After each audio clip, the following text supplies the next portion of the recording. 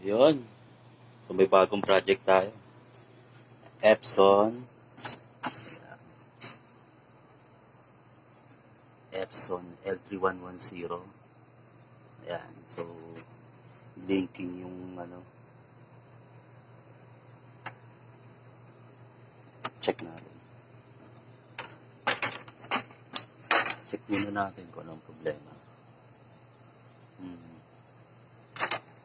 Wala namang ano.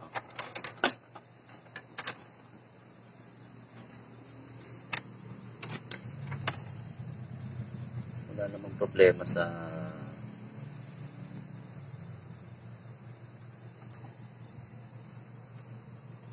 natin. Wala naman na stock na papel. So, check natin yung status ng printer kung